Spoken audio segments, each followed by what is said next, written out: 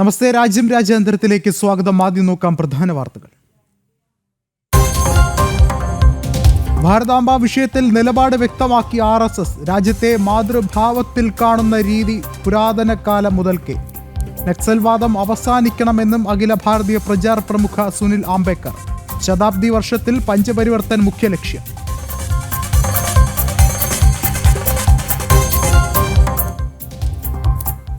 മുംബൈ ഭീകരാക്രമണത്തിൽ പങ്ക് സമ്മതിച്ച ഭീകരൻ തഹൌർ റാണ. ഭീകരാക്രമണം നടന്നപ്പോൾ മുംബൈയിലുണ്ടായിരുന്നു. പാക് സേനയുടെ വിശ്വസ്തനായിരുന്നു താനെന്നും കുറ്റസമ്മതം.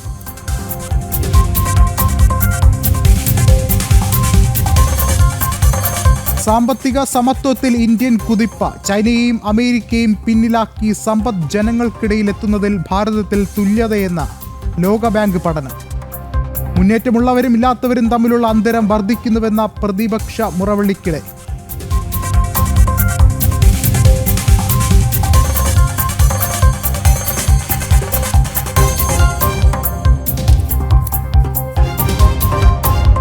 രാജ്യത്തെ നീതിന്യായ വ്യവസ്ഥയിൽ ജനങ്ങൾക്കുള്ള വിശ്വാസം നഷ്ടപ്പെട്ടാൽ ഭീകരമായ സാഹചര്യം നേരിടേണ്ടി വരുമെന്ന് ഉപരാഷ്ട്രപതി ജഗദീപ് ധൻഖർ.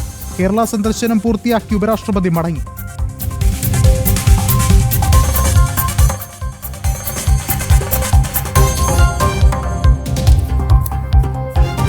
യമനിലെ ഹൂതി ശക്തി കേന്ദ്രങ്ങളിൽ ആക്രമണം നടത്തി ഇസ്രായേൽ. നടപടി ചെങ്കടലിൽ കപ്പലിന് നേരെയുണ്ടായ ഹൂതി ആക്രമണത്തിന് പിന്നാലെ.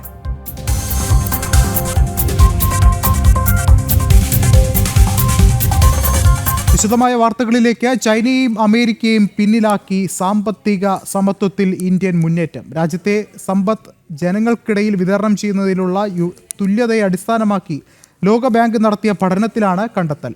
സ്ലോവാക്ക് റിപ്പബ്ലിക്, സ്ലൊവേനിയ, ബെലാറസ് എന്നീ ജനസംഖ്യ കുറഞ്ഞ ചെറിയ രാജ്യങ്ങളാണ് ഇന്ത്യയുടെ മുന്നിലുള്ളത്. ഗിനി ഇൻഡെക്സ് പ്രകാരം 35.7 പോയിന്റുള്ള ചൈനയെക്കാളും 41.8 പോയിന്റുള്ള US-നേക്കാളും മുന്നിലാണ് ഇന്ത്യ. 25.5 പോയിന്റാണ് ഇന്ത്യക്കുള്ളത്. ഇൻഡെക്സ് നിരക്ക് കുറയുന്നതിനനുസരിച്ച് സമത്വം കൂടുന്നു എന്നുള്ളതാണ് കണക്ക്. ചെറുതും ജനസംഖ്യ കുറഞ്ഞ രാജ്യങ്ങളുമായ സ്ലോവാക്ക് റിപ്പബ്ലിക്, സ്ലൊവേനിയ, ബെലാറസ് എന്നീ രാജ്യങ്ങളാണ് ഇന്ത്യയുടെ മുന്നിലുള്ളത്. ലോകബാങ്കിന്റെ ദാരിദ്ര്യ സൂചിക പ്രകാരം ഇന്ത്യയിൽ 2011-നും 2023-നും ഇടയിൽ 17.1 കോടി ജനങ്ങൾ ദാരിദ്ര്യ രേഖയ്ക്ക് മുകളിൽ എത്തിയിട്ടുണ്ട്. രാജ്യത്തെ ദാരിദ്ര്യത്തിന്റെ നിരക്ക് 16.2% നിന്ന് 2.3% കുറഞ്ഞതായും റിപ്പോർട്ടിൽ പറയുന്നു. പ്രധാനമന്ത്രിയുടെ ജൻധൻ യോജന പോലുള്ള പദ്ധതികൾ സാമ്പത്തിക അസമത്വം കുറയാൻ കാരണമായിട്ടുണ്ട്. 55 കോടി ജനങ്ങൾക്ക് ഈ അക്കൗണ്ടുകളിലൂടെ 2023 മാർച്ച് വരെ 3.48 ലക്ഷം കോടി രൂപ നൽകി. ആരോഗ്യരംഗത്ത് ഇന്ത്യ സർക്കാർ നടപ്പാക്കിയ പദ്ധതികൾ ചികിത്സാ രംഗത്തും സമത്വമുണ്ടാക്കിയതായി ലോകബാങ്ക് ചൂണ്ടിക്കാട്ടുന്നു. ആയുഷ്മാൻ ഭാരത് പദ്ധതിയിൽ 5 ലക്ഷം രൂപ വരെ ആരോഗ്യ ഇൻഷുറൻസ് നൽകുന്നുണ്ട്. ഇതുവരെ 41 കോടി ജനങ്ങൾ ഈ പദ്ധതിയിൽ അംഗങ്ങളാണ്. സർക്കാരിന്റെ ഭക്ഷ്യസുരക്ഷാ പദ്ധതി 80 കോടി ജനങ്ങൾക്ക് പ്രയോജനകരമാകുന്നതായും ലോകബാങ്ക് റിപ്പോർട്ടിൽ ചൂണ്ടിക്കാട്ടുന്നു. എസ് ശ്രീകാന്ത്, ജനം, ഡൽഹി. UN ഉൾപ്പെടെയുള്ള ആഗോള സംവിധാനങ്ങളിൽ പരിഷ്കരണം അനിവാര്യമെന്ന് ആവർത്തിച്ച് പ്രധാനമന്ത്രി നരേന്ദ്രമോദി. തീരുമാനമെടുക്കുന്ന വേദികളിൽ ലോകത്തെ 2/3 ഭാഗം ജനങ്ങളും ഒഴിവാക്കപ്പെടുകയാണെന്ന് പ്രധാനമന്ത്രി പറഞ്ഞു. ബ്രിക്സ് സമ്മേളന വേദിയിലാണ് പ്രധാനമന്ത്രി ആഗോള സമത്വത്തിനെതിരെ തുറന്നടിച്ചത്. ആഗോള സംഘടനകളിൽ ലോകത്തെ 2/3 ജനസമൂഹം ഉൾപ്പെടുന്നില്ലെന്ന് പ്രധാനമന്ത്രി നരേന്ദ്രമോദി. ലോക സമ്പദ് വ്യവസ്ഥയ്ക്ക് മികച്ച സംഭാവന നൽകുന്ന രാജ്യങ്ങൾ തീരുമാനമെടുക്കുന്ന വേദികൾക്ക് പുറത്തെന്നും പ്രധാനമന്ത്രി പറഞ്ഞു. ഈ വിടവ് പ്രാതിനിധ്യത്തിന്റെ മാത്രം വിഷയമല്ല, അത്തരം സംഘടനകളുടെ സ്വീകാര്യതയുടെയും കാര്യക്ഷമതയുടെയും കൂടി വിഷയമാണ്. ഗ്ലോബൽ സൗത്തിനെ പ്രാധാന്യമില്ലാത്ത ഇത്തരം സംഘടനകൾ നെറ്റ്വർക്ക് ഇല്ലാത്ത സിം കാർഡുമായി പ്രവർത്തിക്കുന്ന മൊബൈൽ ഫോണുകൾക്ക് തുല്യമെന്നും പ്രധാനമന്ത്രി പറഞ്ഞു. ബ്രിക്സ് സമ്മേളന വേദിയിലാണ് പ്രധാനമന്ത്രി നരേന്ദ്രമോദി ലോകത്ത് നിലനിൽക്കുന്ന അസമത്വത്തിന്റെ തീവ്രത വ്യക്തമാക്കിയത്. UN ഉൾപ്പെടെയുള്ള ആഗോള സംഘടനകളുടെ പരിഷ്കരണം അനിവാര്യമെന്നും പ്രധാനമന്ത്രി പറഞ്ഞു. നീതി നിഷേധത്തിന്റെ ഈ സാഹചര്യത്തിലാണ് ഗ്ലോബൽ സൗത്തിനെ ഉൾച്ചേർക്കുന്നതുൾപ്പെടെയുള്ള നടപടികളിൽ ബ്രിക്സ് പോലുള്ള സംഘടനകളുടെ പ്രസക്തി വ്യക്തമാകുന്നത് എന്നും പ്രധാനമന്ത്രി പറഞ്ഞു. ബ്രിക്സ് സമ്മേളനത്തിനായി റയോ ഡി ജനീറോയിലെത്തിയ പ്രധാനമന്ത്രിക്ക് ഊഷ്മള സ്വീകരണമാണ് ലഭിച്ചത്. കലാപരിപാടികൾ ഉൾപ്പെടെ അവതരിപ്പിച്ച് ഭാരത സമൂഹം അദ്ദേഹത്തെ സ്വീകരിച്ചു. ഇന്റർനാഷണൽ ഡെസ്ക്, ജനം.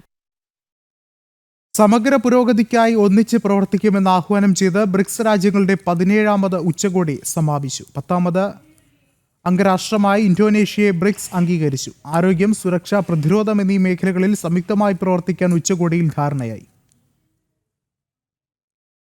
ബ്രിക്സിലെ 10ാമത് അംഗമായി ഇന്തോനേഷ്യയെ അംഗീകരിച്ചു. Bolivia, Kazakhstan, Cuba, Uzbekistan, Rwanda, Belarus, Nigeria, Malaysia, Thailand, Vietnam, Uganda, Uzbekistan ഉൾപ്പെടെ 10ഓളം രാജ്യങ്ങൾ ബ്രിക്സുമായി സഹകരിക്കുന്ന രാഷ്ട്രങ്ങളായും ഇക്കഴിഞ്ഞ ദിവസം ബ്രസീലിൽ നടന്ന ഉച്ചകോടി അംഗീകരിച്ചു. രാഷ്ട്രസുരക്ഷ, അന്താരാഷ്ട്ര ബന്ധം, സാമ്പത്തിക കാര്യങ്ങൾ, സാംസ്കാരിക വിഷയങ്ങൾ എന്നിവയിലൂന്നി ബ്രിക്സ് പ്രവർത്തനങ്ങൾ ശാക്തീകരിക്കാനും സമ്മേളനത്തിൽ ധാരണയായി. UN സെക്യൂരിറ്റി കൗൺസിൽ കൂടുതൽ ജനാധിപത്യവൽക്കരിക്കേണ്ട നടപടികളിലേക്ക് ചർച്ചകൾ തുടരണമെന്നും ബ്രിക്സ് രാജ്യങ്ങൾ ആവശ്യപ്പെട്ടു. UN സെക്യൂരിറ്റി കൗൺസിലിൽ വികസിച്ചുകൊണ്ടിരിക്കുന്ന രാജ്യങ്ങൾക്ക് കൃത്യമായ പ്രാതിനിധ്യം ഉറപ്പാക്കണമെന്നും ബ്രിക്സ് ഉച്ചകോടി ആവശ്യപ്പെട്ടു. ജീവിത സാഹചര്യങ്ങൾ മൂലമുണ്ടാകുന്ന രോഗങ്ങൾ നിർമ്മാർജ്ജനം ചെയ്യുന്നതിനുള്ള നടപടികൾ ഉൾപ്പെടെ സ്വീകരിക്കുന്നതിലും ബ്രിക്സ് രാഷ്ട്രങ്ങൾ യോജിച്ച് പ്രവർത്തിക്കും. അന്താരാഷ്ട്ര സമാധാനത്തിനും തുല്യതയ്ക്കും ബ്രിക്സ് രാജ്യങ്ങൾ സംയുക്തമായ നിലപാട് സ്വീകരിക്കുമെന്നും ധാരണയായി. ലോകത്തെ വിവിധ ഭൂപ്രദേശങ്ങളിൽ നിന്നും കൃത്യമായ പ്രാതിനിധ്യം UNലും അന്താരാഷ്ട്ര സംഘടനകളിലും ഉൾപ്പെടെ നടപ്പാക്കുന്നതിനുള്ള നടപടികൾ സ്വീകരിക്കണമെന്ന നിർദ്ദേശവും ബ്രസീലിൽ നടന്ന 17ാമത് ബ്രിക്സ് ഉച്ചകോടി പ്രമേയം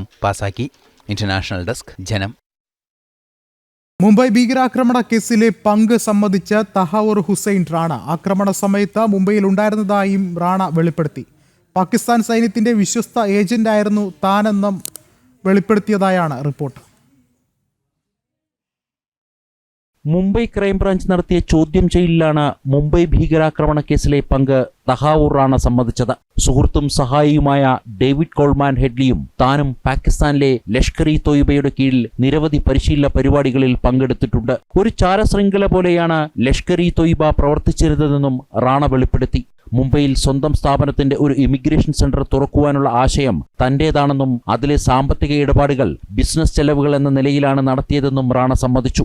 26/11 ആക്രമണ സമയത്ത് താൻ മുംബൈയിലായിരുന്നുവെന്നും അത് ഭീകരാക്രമണ പദ്ധതിയുടെ ഭാഗമായിരുന്നുവെന്നും റാണ വെളിപ്പെടുത്തി. ഛത്രപതി ശിവാജി മഹാരാജ് ടെർമിനസ് പോലെയുള്ള സ്ഥലങ്ങൾ പരിശോധിച്ചതായും 26/11 ആക്രമണം പാകിസ്ഥാന്റെ ISIയുമായി സഹകരിച്ചാണ് നടത്തിയതെന്ന് വിശ്വസിക്കുന്നതായും റാണ പറഞ്ഞു. ചോദ്യം ചെയ്യലിന് പിന്നാലെ മുംബൈ പോലീസ് റാണയെ എത്രയും വേഗം അറസ്റ്റ് ചെയ്ത് കസ്റ്റഡിയിലെടുക്കുവാനുള്ള നീക്കം നടത്തുന്നതായും റിപ്പോർട്ടുണ്ട്.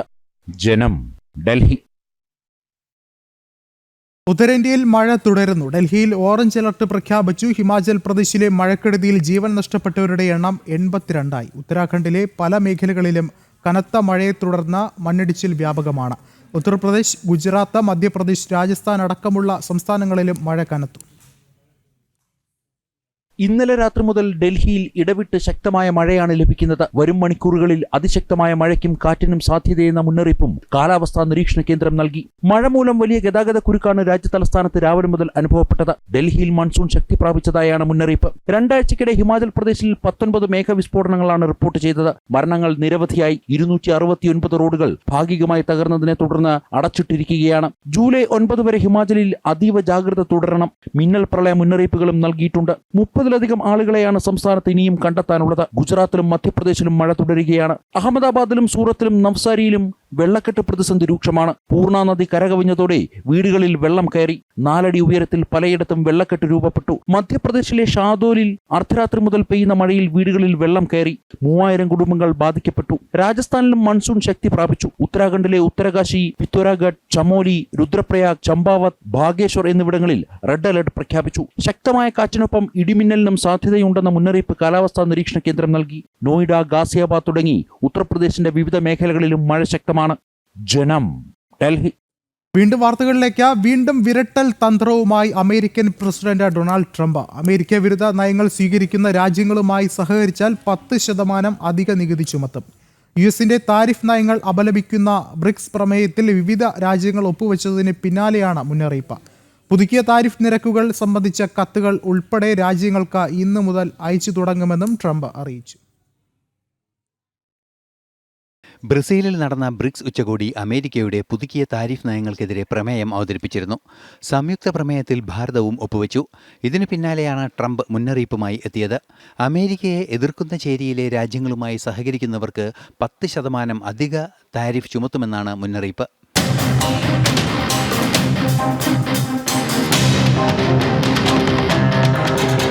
രാജ്യങ്ങൾ സ്വന്തമായി കറൻസി രൂപീകരിക്കുന്നതിനെയും ട്രംപ് നേരത്തെ എതിർത്തിരുന്നു.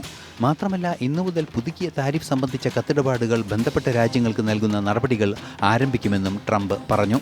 ഇന്റർനാഷണൽ ഡെസ്ക്, ജനം. ഇലോൺ മസ്കിന്റെ പാർട്ടി രൂപീകരണം പരിഹാസ്യമെന്ന അമേരിക്കൻ പ്രസിഡന്റ് ഡൊണാൾഡ് ട്രംപ്. അമേരിക്കയിൽ മൂന്നാമതൊരു പാർട്ടി ആശയക്കുഴപ്പം സൃഷ്ടിക്കും.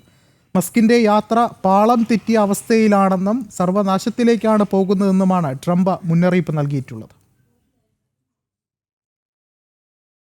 I think it's ridiculous to start a third party. We have a tremendous success with the Republican Party. The Democrats have lost their way, but it's always been a two-party system. And I think starting a third party just adds to confusion. It really seems to have been developed for two parties. Third parties have never worked. So he can have fun with it, but I think it's ridiculous. യമനിലെ Houthi ശക്തി കേന്ദ്രങ്ങളിൽ ആക്രമണം നടത്തി Israel. ഇന്നലെ ചെങ്കടലിൽ കപ്പലിന് നേരെ Houthi ആക്രമണം നടത്തിയതിന് പിന്നാലെയാണ് ഇസ്രായേലിന്റെ സൈനിക നടപടി. 2023 ഹൂതി ഭീകരർ തട്ടിയെടുത്തത് റഡാറുകൾ സ്ഥാപിച്ച ഗാലക്സി ലീഡർ എന്ന കപ്പലും ഇസ്രായേൽ ആക്രമിച്ചു. യമനിലെ വിവിധ ശക്തി കേന്ദ്രങ്ങളിൽ ശക്തമായ ആക്രമണമാണ് ഇസ്രയേൽ നടത്തിയത്. വൈദ്യുതോൽപാദന കേന്ദ്രങ്ങൾ ലക്ഷ്യം വെച്ചായിരുന്നു ആക്രമണം. ഹുദൈദ, റാസിസ, സലിഫ്രാസ് ഖതീബ് എന്നിവിടങ്ങൾ കേന്ദ്രീകരിച്ചായിരുന്നു ആക്രമണം. 2023 ഒക്ടോബറിൽ ഹൂതി ഭീകരർ തട്ടിയെടുത്ത് നിരീക്ഷണാവശ്യങ്ങൾക്കായി പ്രയോജനപ്പെടുത്തിയിരുന്ന ഗാലക്സി ലീഡർ എന്ന കപ്പലിന് നേരെയും ആക്രമണമുണ്ടായി. ഈ കപ്പലിലാണ് ഹൂതി ഭീകരർ ആധുനിക റഡാർ സംവിധാനം സ്ഥാപിച്ചിട്ടുള്ളത്. ചെങ്കടലിലെ അന്താരാഷ്ട്ര കപ്പൽ ഗതാഗതത്തെ നിരീക്ഷിക്കാനാണ് റഡാർ സംവിധാനം ഒരുക്കിയത്. ഇന്നലെ ഹുദൈദ തുറമുഖത്ത് 51 നോട്ടിക്കൽ മൈൽ അകലെ ഒരു കപ്പലിന് നേരെ ഡ്രോൺ ബോട്ടുകൾ ഉപയോഗിച്ച് ഹൂതി വിമതർ ആക്രമണം നടത്തിയിരുന്നു. ഇതിന് പിന്നാലെയാണ് ഇസ്രായേലിന്റെ ശക്തമായ സൈനിക നടപടി. ചെങ്കടലിൽ സുരക്ഷ ഉറപ്പാക്കുന്നതിന് ബ്രിട്ടനും അമേരിക്കയും ശക്തമായ സൈനിക വിന്യാസവും നടത്തിയിട്ടുണ്ട്. ഇന്റർനാഷണൽ ഡെസ്ക്, ജനം. ഉപരാഷ്ട്രപതി ജഗദീപ് ധൻഖർ ഗുരുവായൂർ ക്ഷേത്രത്തിൽ ദർശനം നടത്തി. ശ്രീകൃഷ്ണ കോളേജ് ഗ്രൗണ്ടിൽ ഹെലികോപ്റ്ററിൽ ഇറങ്ങിയ ഉപരാഷ്ട്രപതി ഉച്ചയ്ക്ക് 1:30 ക്ഷേത്രത്തിലെത്തിയത്. രാവിലെ 9 മണിക്ക് എത്തുമെന്ന് പറഞ്ഞിരുന്നെങ്കിലും പ്രതികൂല കാലാവസ്ഥയെ തുടർന്ന് ഹെലികോപ്റ്റർ ഇറക്കാൻ സാധിച്ചിരുന്നില്ല. തുടർന്ന് കൊച്ചിയിലേക്ക് മടങ്ങിയ ഉപരാഷ്ട്രപതി കൊച്ചിയിലെ ഔദ്യോഗിക പരിപാടികൾക്ക് ശേഷമാണ് വീണ്ടും ഗുരുവായൂരിൽ എത്തിയത്. രാവിലെ 9 മണിയോടെ ഉപരാഷ്ട്രപതി ജഗദീപ് ധൻഖറും ഭാര്യ ഡോക്ടർ സുദേശ് ധൻഖറും ഗുരുവായൂർ ക്ഷേത്രത്തിൽ എത്തുമെന്നാണ് പറഞ്ഞിരുന്നത്. എന്നാൽ ശക്തമായ മഴയെയും കാറ്റിനെയും തുടർന്ന് ഹെലികോപ്റ്റർ ശ്രീകൃഷ്ണ കോളേജ് ഗ്രൗണ്ടിൽ ഇറക്കാൻ സാധിച്ചില്ല. തുടർന്ന് കൊച്ചിയിലേക്ക് തന്നെ മടങ്ങുകയായിരുന്നു. തുടർന്ന് കൊച്ചിയിലെ ഔദ്യോഗിക പരിപാടിയിൽ പങ്കെടുത്തതിന് ശേഷമാണ് വീണ്ടും ഉപരാഷ്ട്രപതി ഗുരുവായൂരിലെത്തിയത്. കാലാവസ്ഥ അനുകൂലമായതിനാൽ 1 മണിയോടെ ഉപരാഷ്ട്രപതി ശ്രീകൃഷ്ണ കോളേജ് ഗ്രൗണ്ടിൽ ഹെലികോപ്റ്ററിലെത്തി.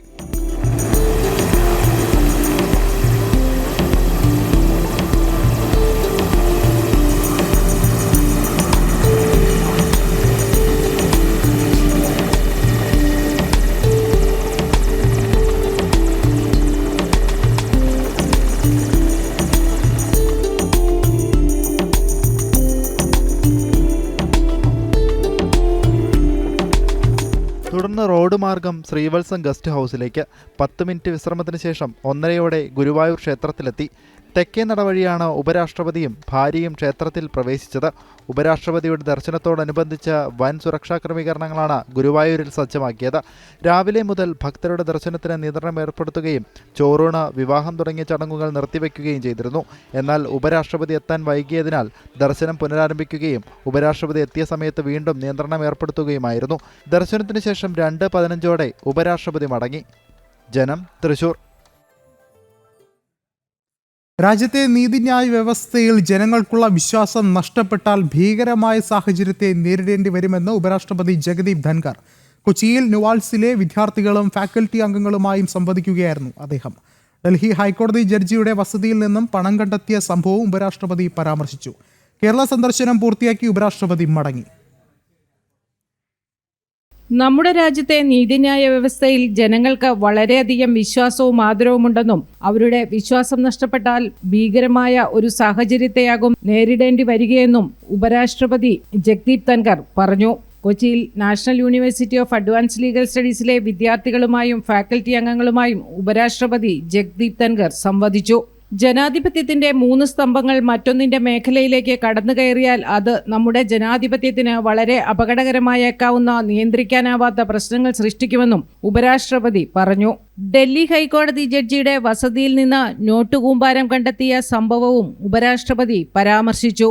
ഇത് ഔദ്യോഗികമായി സുപ്രീം കോടതി വെളിപ്പെടുത്തിയതാണ്.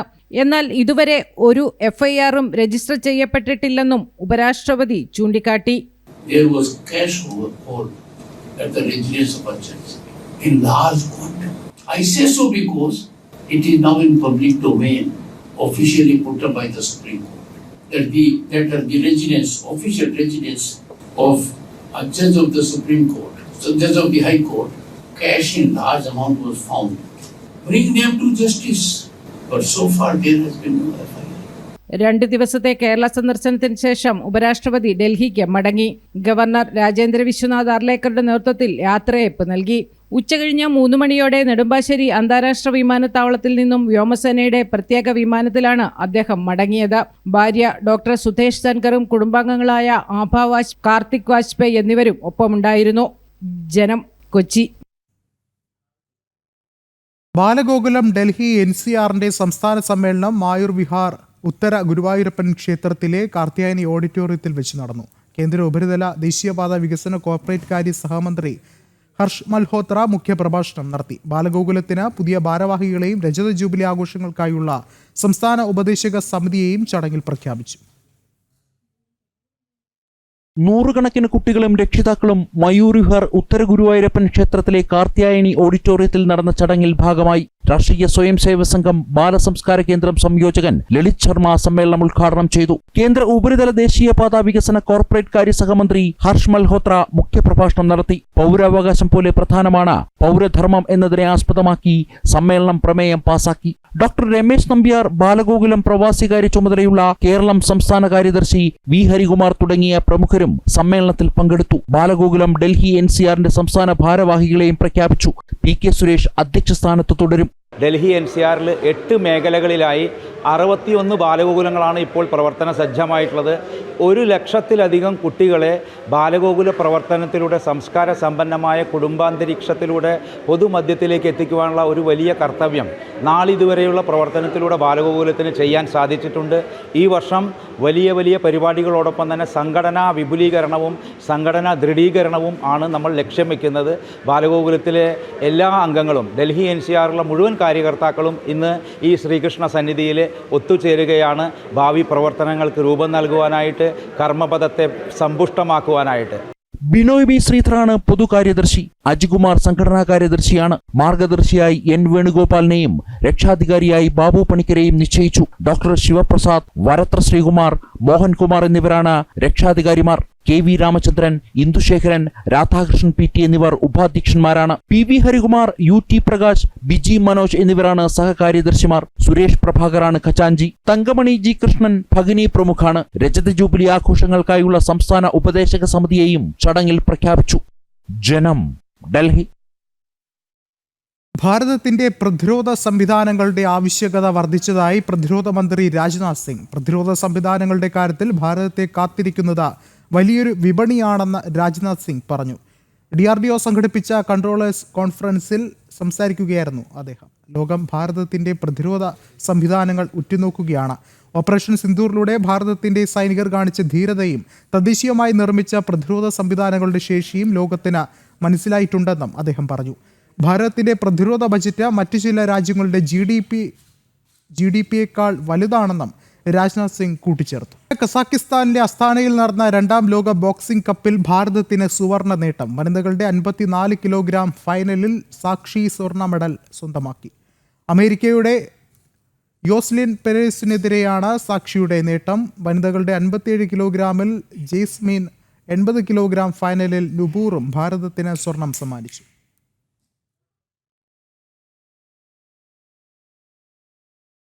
ഇന്ത്യൻ ക്രിക്കറ്റിന്റെ ഹൃദയത്തുടിപ്പായ ഒരു ഇതിഹാസ നായകന്റെ പിറന്നാളാണ് ഇന്ന്. സ്ട്രൈക്കിലെത്തിയാൽ എതിരാളികളുടെ ഉറക്കം കെടുത്തുന്ന വിക്കറ്റിന് പിന്നിൽ മിന്നൽ വേഗത്തിൽ നീങ്ങുന്ന സമ്മർദ്ദഘട്ടങ്ങളിൽ പോലും പുഞ്ചിരിയോടെ തീരുമാനങ്ങൾ എടുക്കുന്ന ആ ക്യാപ്റ്റൻ കൂളിന് ഇന്ന് പിറന്നാൾ. മഹേന്ദ്ര സിംഗ് ധോണി എന്ന MS ധോണിക്ക്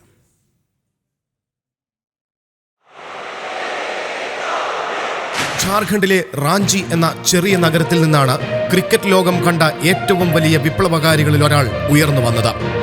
wicket keeper ബാറ്ററായി Indian ടീമിലെത്തിയ Dhoni പിന്നീട് ലോക ക്രിക്കറ്റിലെ തന്നെ ഏറ്റവും മികച്ച ഫിനിഷർമാരിൽ ഒരാളായി മാറി.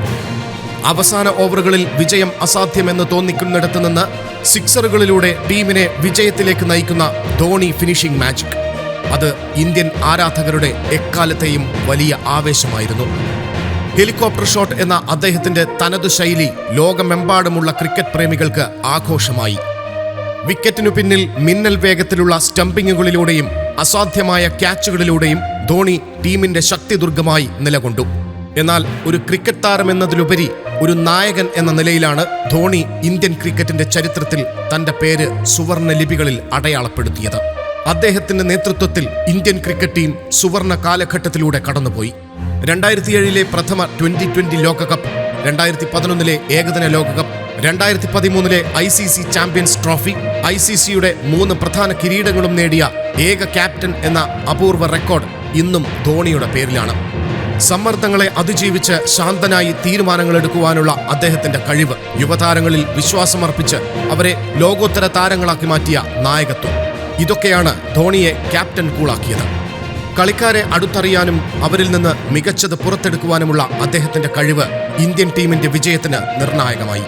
അന്താരാഷ്ട്ര ക്രിക്കറ്റിൽ നിന്ന് വിരമിച്ചെങ്കിലും IPL ചെന്നൈ സൂപ്പർ കിങ്സിനെ വിജയങ്ങളിലേക്ക് നയിച്ചുകൊണ്ട് ധോണി ഇന്നും സജീവമാണ്. കോടിക്കണക്കിന് ആരാധകരുടെ ഹൃദയത്തിൽ ചിരപ്രതിഷ്ഠ നേടിയ ഈ ഇതിഹാസത്തിന്, ക്രിക്കറ്റ് ലോകത്തിന് എക്കാലവും ഓർക്കാൻ കഴിയുന്ന ഒട്ടേറെ നിമിഷങ്ങൾ സമ്മാനിച്ച ആ മഹാനായ താരത്തിന് ഞങ്ങളുടെ പിറന്നാൾ ആശംസകൾ. സ്പോർട്സ് ഡെസ്ക്, ജനം. ഇടവേളയ്ക്ക് ശേഷം ജനം ഡിബേറ്റ് കാണാം. നമസ്തേ.